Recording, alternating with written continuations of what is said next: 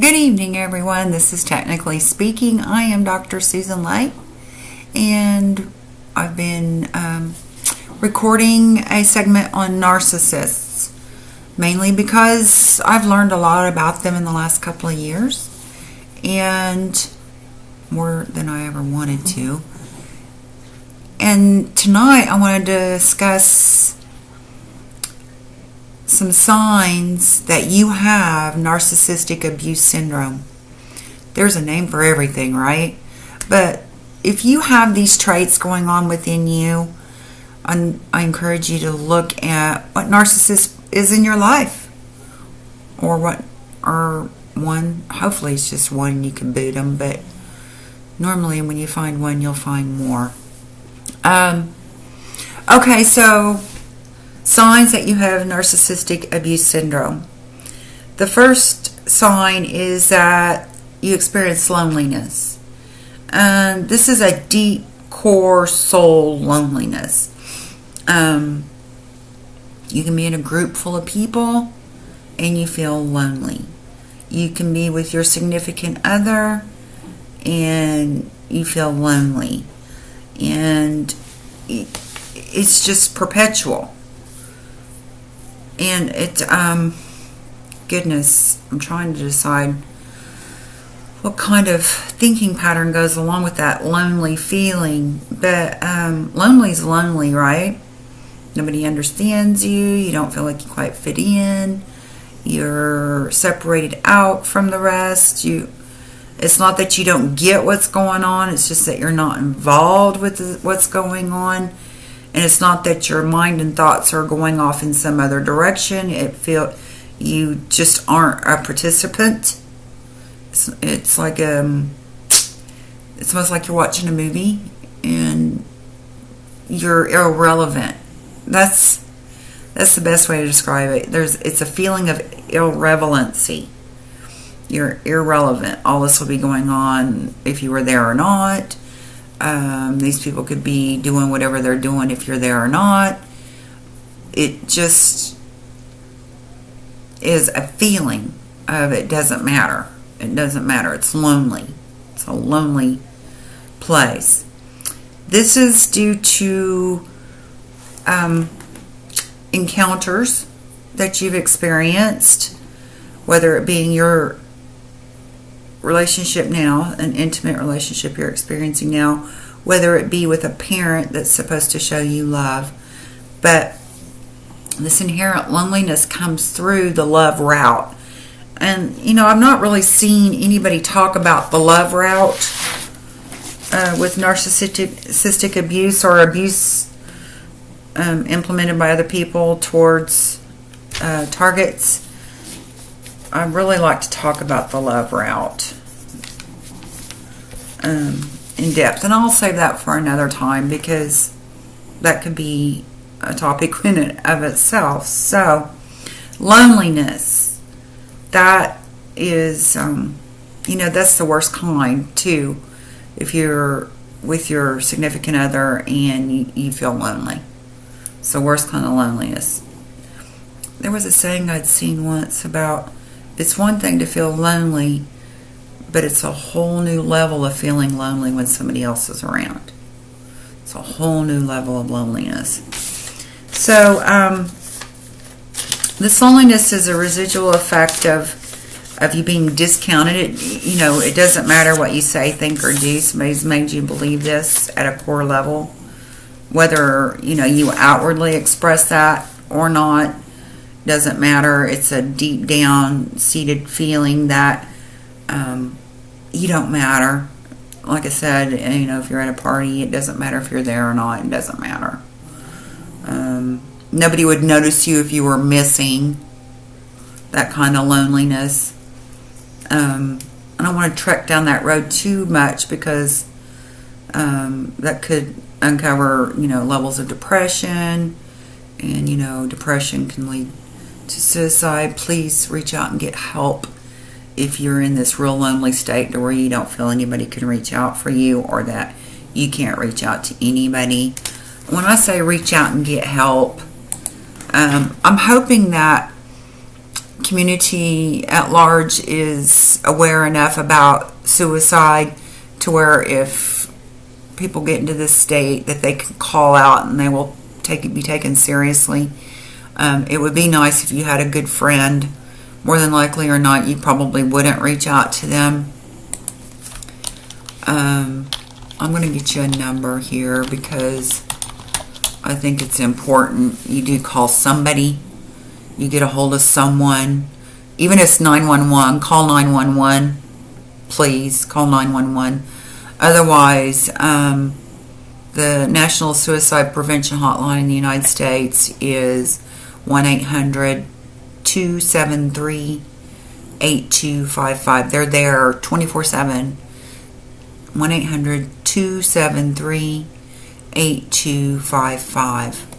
So if you get too far down that rabbit hole and you don't feel like that it doesn't matter if you're here or not, please call. Please, please. You are important. You're very important. And what you're dealing with is far buried in you that even you're not able to pull it out. Okay? So please, please. Alright, so back to loneliness. Yes, you've been discounted. You've been made to feel like you're worthless. But there's other things that come into play, just not those feelings as to why you arrived at this point of loneliness. Is that if you've done some research about narcissists anyway, you realize that this love relationship that you're in, or you've been in, or even that you've had been provided for as a child, love, coming in that love route, there's grief. First of all, what you probably have come to realize at this point is that your significant other that's a narcissist, I'm hoping we've made it that far at least, or has a lot of narcissistic traits, because we can't diagnose. This person love bombed you. They call it love bombing. But they came into your life like the knight on the horse with shiny armor and swept you off your feet, and just love bombed you, gave you gifts, praise, love, attention, listening, understanding, even topped it off with some whipped cream and a cherry on top that they're your soulmate. Where have you been all of their life? You could think of any great movie that has these love lines in it, and you can be sure that they've studied up on them. But I say all that to say that you fell in love. So here's the love route, and that it was false. It was completely made up. Wasn't true. So you're grieving a love that's lost.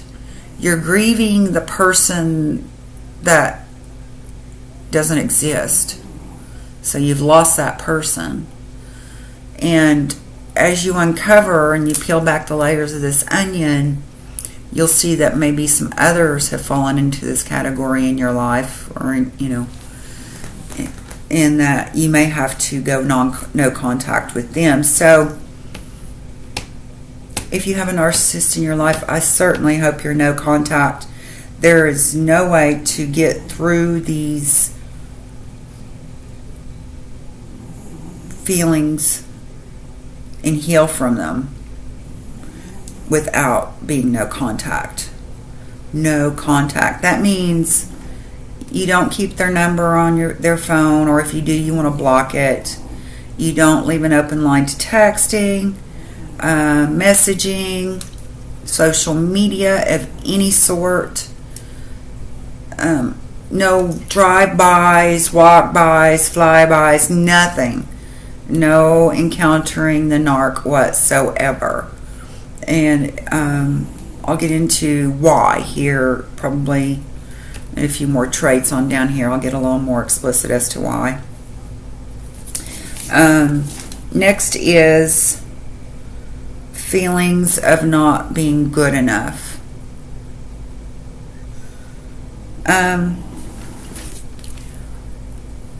you've tried every damn thing to make everything right. If you love somebody, you're going to do that. You're going to go to all the extra links. You're going to pull out all the stops. You're going to do everything because you love the person. And it's always not enough. It's one-off. There's always some piece that doesn't settle right.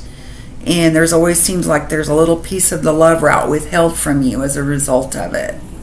It's like a little punishment that goes along with you doing every damn thing, and then that one off is still screwed up, and then I'm going to punish you for it. So, again, this is abuse. I'm talking about abuse here.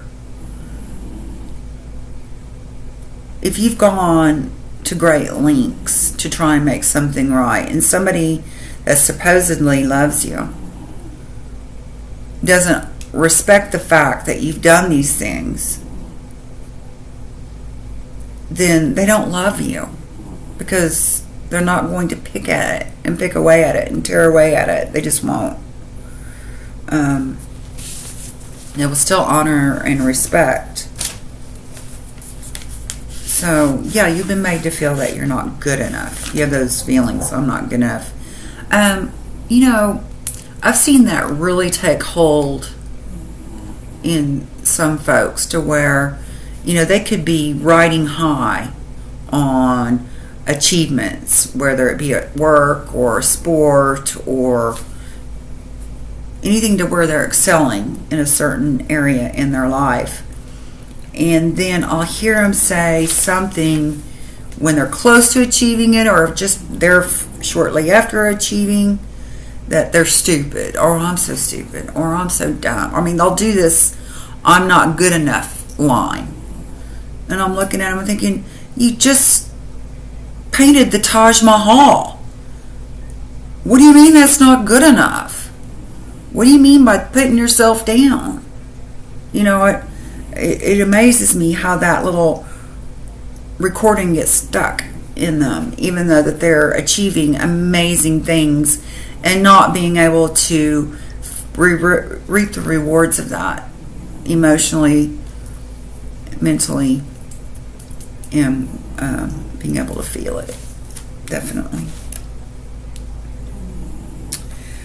I went ahead and made some notes for that good enough. Yeah, they do the "yeah, bet." Well, it's wonderful that, you threw 100 coins over in my jar so I could have it for a rainy day. But, yeah, bet, could you have thrown in a couple of silver shillings? Who knows? It could have been anything. So, again, too, on the on both of those, I think they kind of work hand in hand, the loneliness and not being good enough.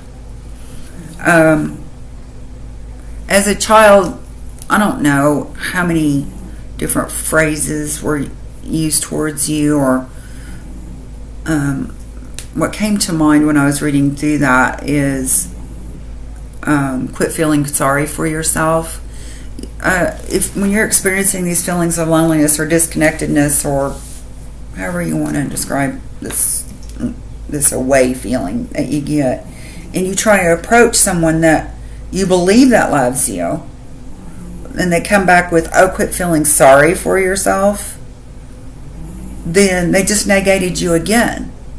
Because what you're doing is that you're trying to relate your feelings to somebody, and then when you do, they say, you're feeling sorry for yourself. Not necessarily so. Maybe my feelings are hurt, and I'm just letting you know that they're hurt. Not that I'm, woe is me. It has nothing to do with that. It has to do with something that occurred that hurt my feelings, and I want to relay that to you. And, here I am trying to hold people accountable for me coming to them on what their responses are. But the sure enough is, you're a child in a parent relationship. You're not going to tell them, go away, you're just feeling sorry for yourself. That's not what it's about. You're supposed to be the caretaker, or you're supposed to be their lover. You're supposed to have to, you would think if somebody actually loves you, they would want to help you through that, walk, at least say, what could I do to help you with that? Or I'm here if you need somebody to listen. Something that's supportive. Not, oh, you're feeling sorry for yourself and get out of here. I've heard other interviews where the person was told, oh, you're just being selfish. That's another phrase. And I'm bringing up this child-parent relationship because it helps to understand as an adult what you accepted for love. So when you are, they call it an abandonment. I mean, I'm not a psychologist, so I'm not going to get into this abandonment feeling or all of that goes, but it's somebody that abandoned you when you came to them with some true feelings, and they shooed you off with, oh, you're being selfish, or you're having a pity party, whatever. No, could it be just that my feelings are hurt? How hard is that to acknowledge? Pretty damn hard. Don't want to be bothered by it. They don't want to be bothered. All right, so another symptom of narcissistic abuse syndrome is that in a loving relationship with a significant other, a lover, you're engulfed by that relationship. They will call and text you relentlessly. They won't give you 1 second to catch your breath during the day. They dictate on what friends and family you're going to be around. I mean, they will encourage and discourage certain routes that you're going to take because you're looking to have acknowledgement from your lover that, in a supportive manner, mind you, not in a, control and manipulate me so I can feel better about what I'm doing. It's, you're looking for support, which, why wouldn't you in a loving relationship? Whether it be moral support or logistics support or anything like that. That's what you would look to your love for, is just something to bounce back off. I mean, they could be your best friend. So if they are smothering you to where you don't even feel good about the clothes you're putting on that day because they made a funky comment about it, or if you're not sure about what you should eat next because they said something about derogatorily towards something you had eaten. Now, this is because you've been abused. This isn't because I'm showing your weaknesses. What I'm showing you is that a person that's endured abuse and whittled down to these things. Otherwise, if you are a healthy, functioning, normal adult, you would say, up yours. I'm going to eat what I want. Screw you. I like what I'm wearing. You're not going to tolerate their disapproval. They'll have to get over it. But if abuse is involved, all the responses change. Okay, so oddly enough, this also reminds me about being smothered. My father used to bring up to me, he goes, if there's anything I'm ever going to remember about you, is how you'd always tell me, give me my space. So that seemed to be a common response to both of my parents, is give me my space. If that doesn't tell you anything, it should. Alright, so another sign that you're being narcissistically abused, or you have the abuse syndrome from being in contact or living with or around a narcissist, is that you've compromised your integrity. A narcissist looking to control, they're very boundary breaking. So for an instance, let's just say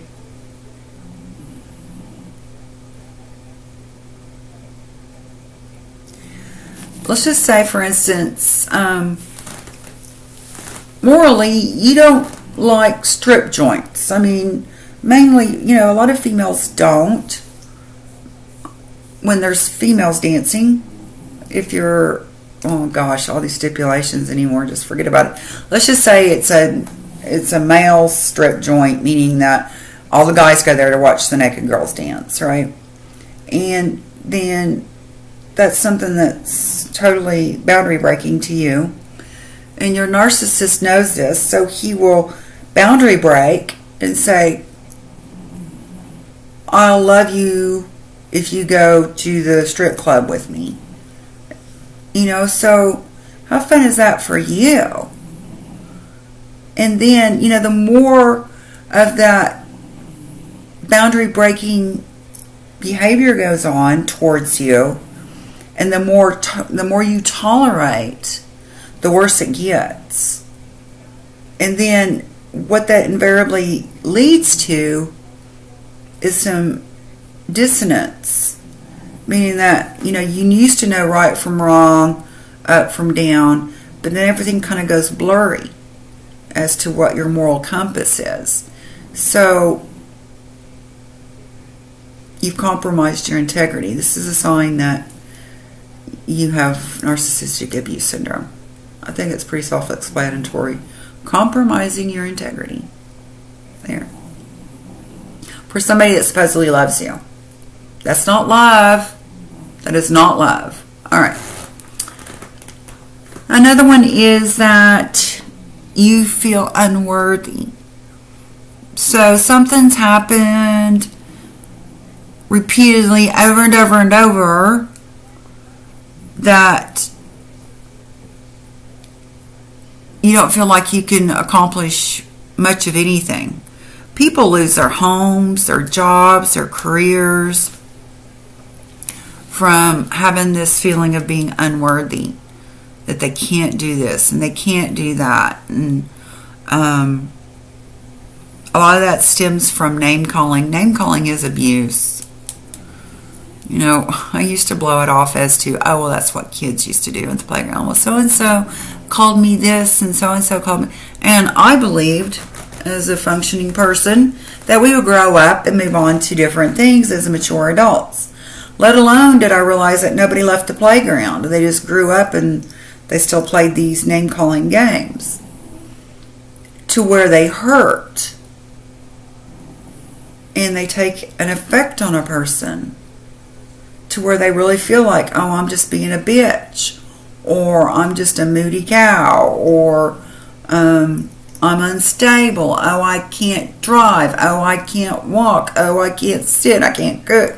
Whatever the abusive name calling entails.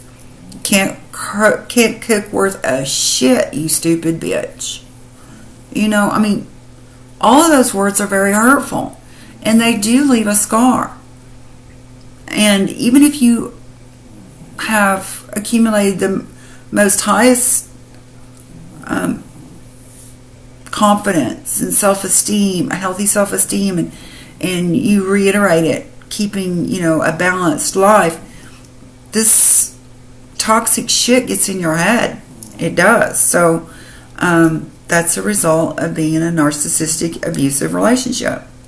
You feel unworthy. You accept less than what you settle. You accept less than what you should. Alright, so last but not least here I got listed is you're actually exhausted. You're exhausted from this relationship because they've done nothing but throw up a bunch of chaos and drama. You never knew where it was coming from. You've walked on eggshells because you didn't know what was going to set it off and what not. And you're working around a disordered person. I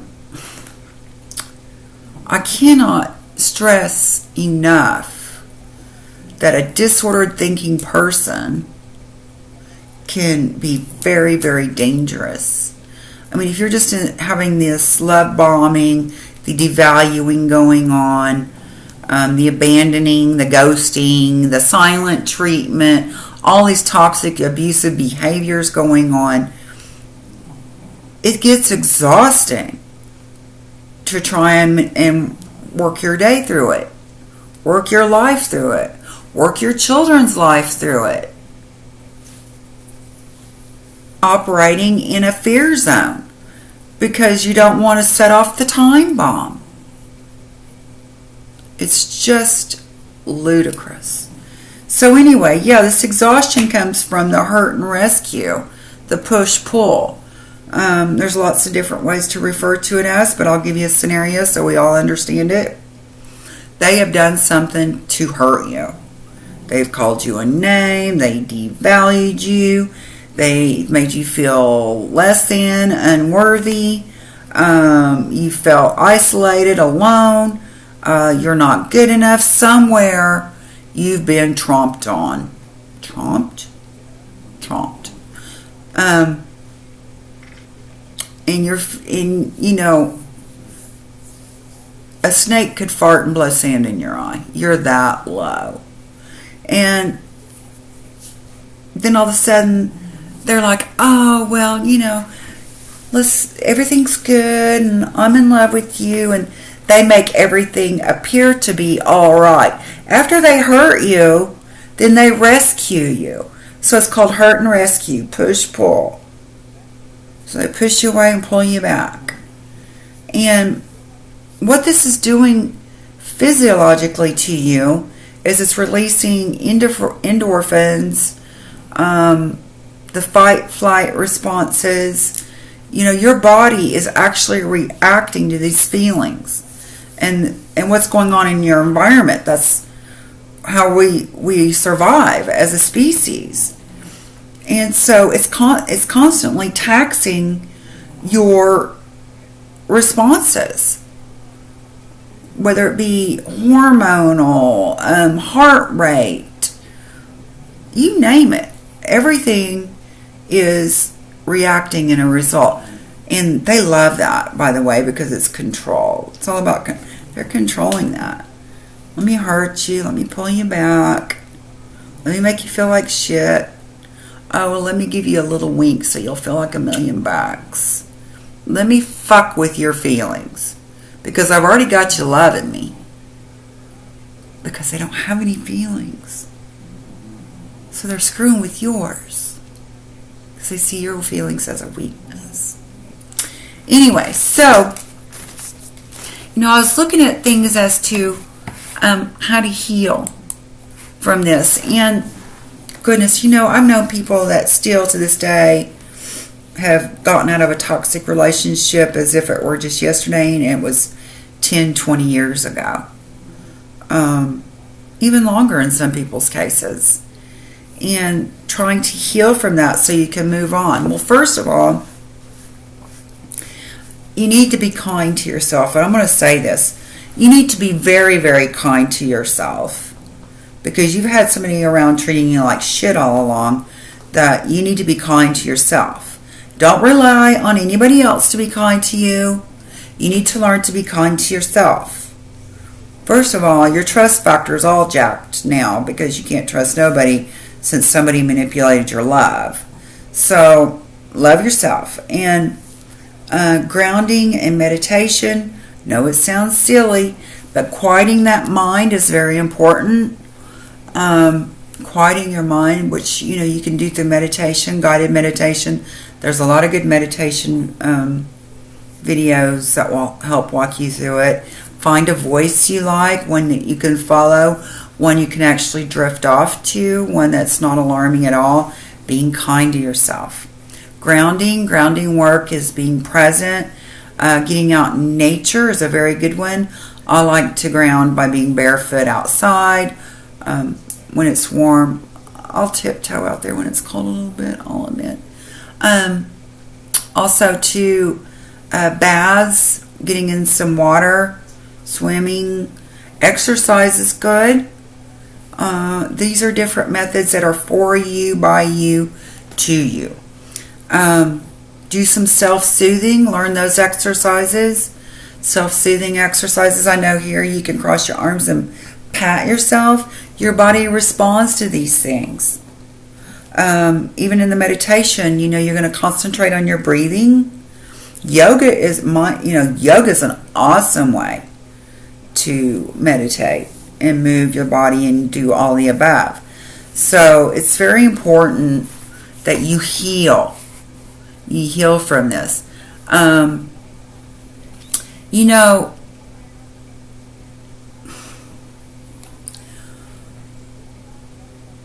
it's important that you take this time for yourself. Realize you're not to blame for being abused. You were a target. You are a target. I don't care who you are. You can be the smartest person on the planet. You can be the most successful person on the planet. You can have, and mind you, if you are a target, they picked you for your success rates, not because you're a loser. So just some ideas of trying to heal. Grounding and self-soothing techniques are very good.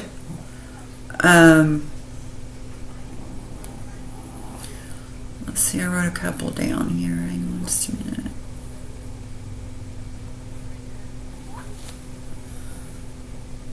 What would be another one?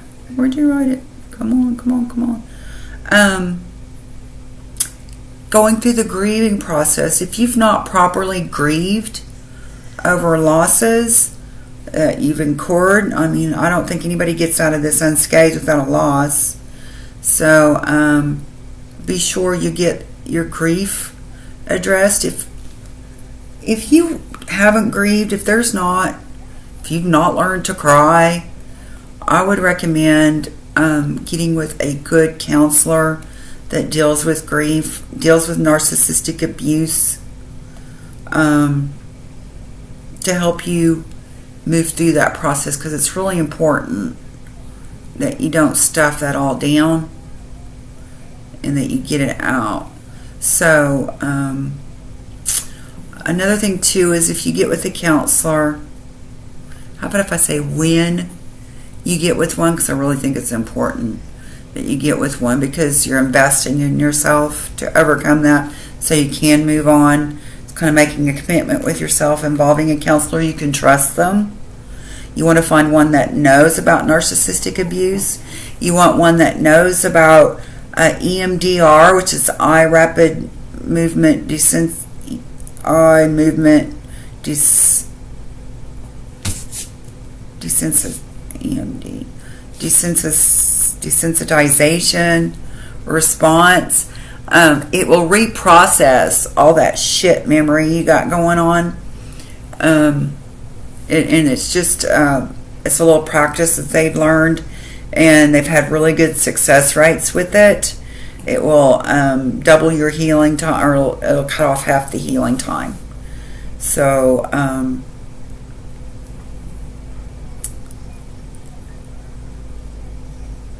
there are things. Work on your self-esteem, whether that means going out and getting a new haircut, losing a few pounds, picking up a few pounds, getting in control of your diet, being good to you. Every day, do something good for yourself.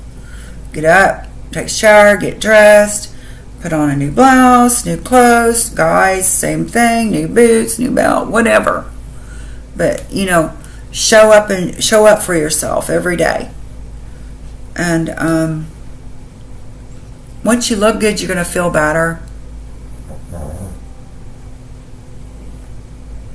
So those are just a couple of things on incorporating healing.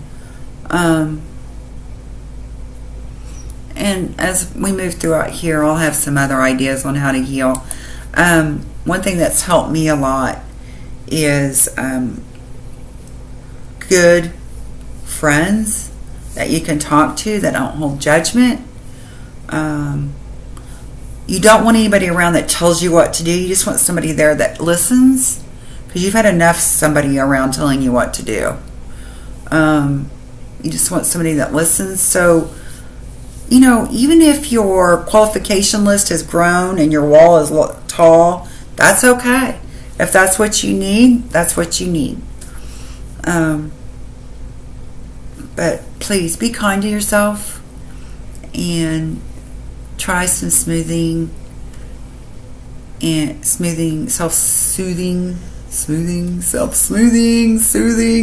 techniques to get you back to the here and now, and to regain your centeredness, and hopefully provide you some energy.